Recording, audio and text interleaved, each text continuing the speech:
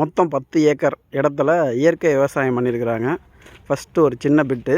இதை தாண்டி நம்ம படி கேட் வழியாக உள்ளே போனோம் அப்படின்னா இங்கே இருக்கிறது கூட பார்த்திங்கன்னா மாப்பிள்ளை சம்பா நெல் பயிரிட்டுருக்கிறாங்க. இதில் இதே மாதிரி 5 மீன் குட்டை வெட்டியிருக்கிறாங்க. எல்லாத்துலேயும் கெண்டை மீன், இன்னும் நிறைய மீன்லாம் இதில் விதவிதமான மீன்கள்லாம் வளர்த்துட்ருக்குறாங்க. இது ஒரு குளம். ஒரு 300 தென்னை மரம், 300-400 இருக்கும்னு நினைக்கிறேன். அதே மாதிரி ஒரு 300-400 வாழை மரமும் இருக்குது. பல காய்கறிகள், பூச்செடிகள், அப்படியே இயற்கை எழில் கொஞ்சம் இடமா இருக்குது. எங்கள் பெரியம்மா உட்காந்து அங்கே ஏதோ அம்மாம் பச்சரிசிங்கிற ஒரு மூலிகை ஏதோ பறிச்சிக்கிட்டு இருக்கிறாங்க. நிறையா பட்டர்ஃப்ளைலாம் பறந்துக்கிட்டு இருக்குது. இதில் நிறைய எல்லா செடிகளுக்கும் பார்த்திங்க அப்படின்னா எல்லாத்துக்குமே வந்து ட்ரிப் இரிகேஷன் போட்டிருக்கிறாங்க. சொட்டு நீர் பாசனம். அப்படி இங்கே வந்தோம்னா இளநீகளை பறித்து சாப்பிட்டு நாங்கள் ஒரு செட்டு குடிச்சிட்டோம். மீன் ஒரு செட்டு ரெடி ஆகிருக்கு.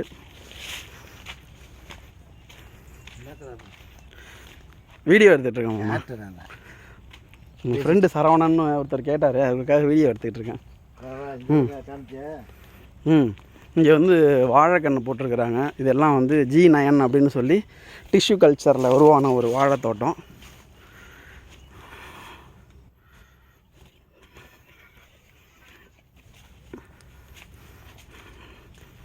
பார்த்திங்கன்னா இப்போ இந்த தார் தான் வெட்ட போகிறாங்க. இதில் உள்ளே போனோம்னா பல மரங்கள் உள்ள பூரா இருக்குது. நம்ம அது முன்னாடி போதும். அங்கே போய் எப்படி இயற்கை விவசாயத்துக்கு தேவையான பொருட்களெல்லாம் இவங்களே தயாரிக்கிறாங்க அப்படிங்கிறதுக்கு தயாரித்து எப்படி வச்சுருக்காங்க அப்படிங்கிறத அங்கே பார்க்கலாம். இது அடுத்த குளம். இது நல்ல பெரிய குளமாக இருக்குது. அப்பப்போ வீக்கெண்டுகளில் மீன் பிடிப்பு இப்போ வந்து பிடிச்சி எடுத்துகிட்டு போவாங்க போல இருக்குது.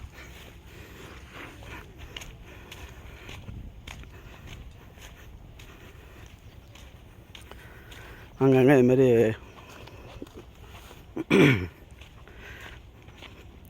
இலைகள்லாம் போட்டு பசுந்தாள் உரம் தயாரிக்கிறதுக்கு வச்சுருக்குறாங்க. எங்கே பார்த்தாலும் வரப்பில் வாழை மரம், தென்னை மரம், முருங்கை மரம் மற்றும் கீரை வகைகள் அப்படிலாம் நிறைய போட்டிருக்கிறாங்க. இந்த பக்கத்து ஸ்ட்ரெச்சுக்குள்ளே போனோம்னா மஞ்சள், வெண்டை, தக்காளி, கத்தரி இதெல்லாம் உள்ளே பூரா இந்த லைனில் போட்டிருக்கிறாங்க. வைக்கப்போர் வச்சுருக்கிறாங்க மாட்டுக்கு. இதுதான் நாங்கள் இப்போ ஒரு ரவுண்டு குடிச்சு முடித்த இளநீ. இது அடுத்த குளம். இதுவும் நல்லா பெரிய குளமாக இருக்குது. நிறைய மீன் இருக்குது. இங்கேயே பிடிச்சி கூட பார்பிக்யூ போட்டு சாப்பிட்லாம்.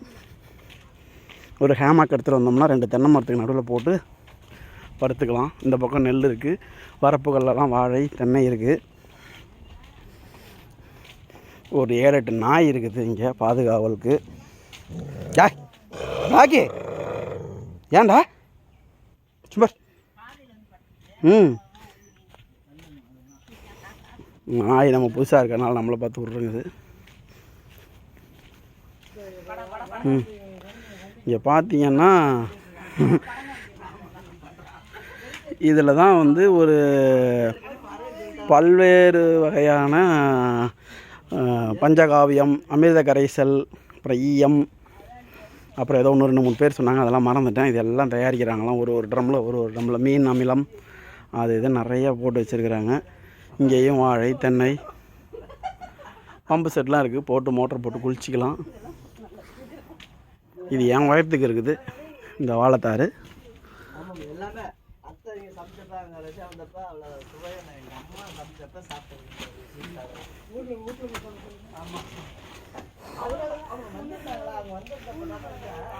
இது மேலே ஒரு ஷெட்டு மாதிரி இருக்குது. வந்தோம்னா இங்கேயே தங்கிக்கலாம். இதுலேயே இன்டர்நெட் கனெக்ஷனும் இருக்குது. செக் பண்ணிட்டேன். உள்ள தவிடு அது இதெல்லாம் வைக்கிறதுக்கு ஒரு குடோன் வச்சுருக்குறாங்க.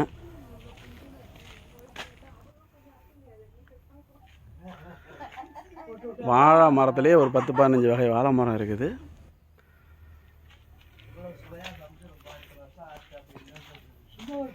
எல்லாம் நடந்துட்டு ஓய்வு எடுக்க உட்காந்துட்டாங்க.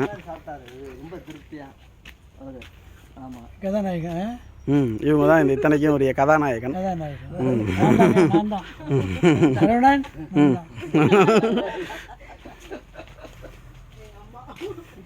அம்மா தான் தெரியுமே, அவங்க பார்த்துருப்பாங்க. அவரெல்லாம் தோட்டத்தை தான் பார்க்குறாரு, என்னென்ன வெரைட்டி. ஆமாம், ஆவல் தூண்டுது அவருக்கு. ஆமாம், இதெல்லாம் நிறைய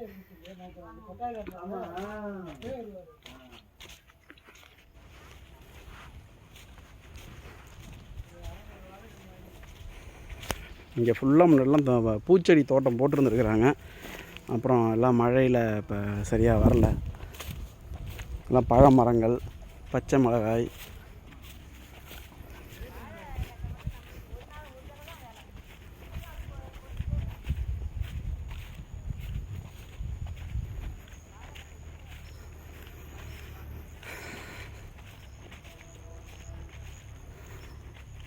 வந்து காராமணி, வெண்டைக்காய், சோளம், வாழைப்பழம் இதெல்லாம் சாப்பிட்டே வயிறு ஃபுல்லாகிடுச்சு. லஞ்சே தேவையில்லை. இங்கே ஒரு குளம் இருக்குது.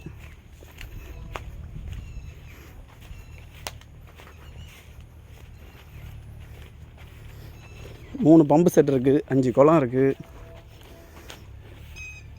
இங்கே ஒரு பம்பு செட் இருக்குது.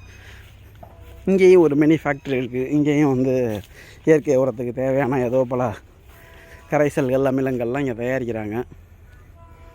நல்லா கண்ணு கட்டின தூரம் வரைக்கும் பச்சை பசேல்னு புல்வெளிகள் இதுதான் இருக்குது.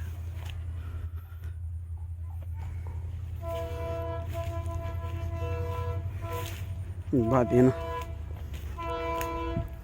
ஏதோ ட்ரெயின் வரப்போகுது, சவுண்டு கேட்குது நல்லா. தாராசுரம் ரயில்வே ஸ்டேஷனுக்கு அப்படியே மிக அருகில் தான் இருக்குது.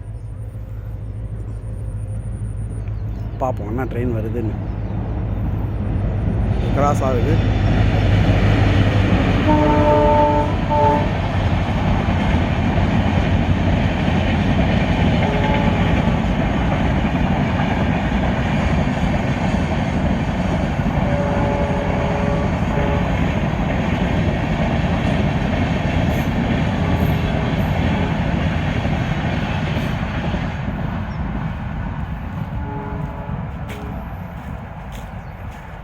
அதுக்கப்புறம்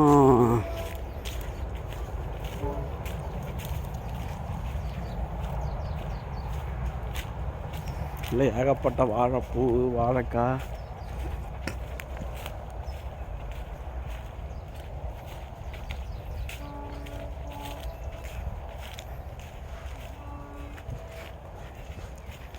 இதில் இந்த ஜிலேபி கெண்டைங்கிற மீன் நிறையா இருக்குதான்.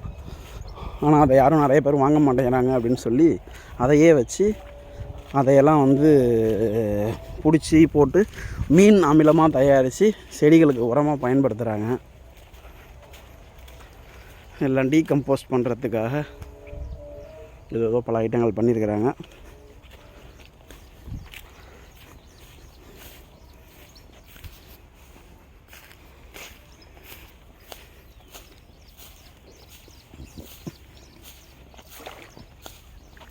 மீனெல்லாம் ஜம்ப் பண்ணுது டபால் டபால்னு.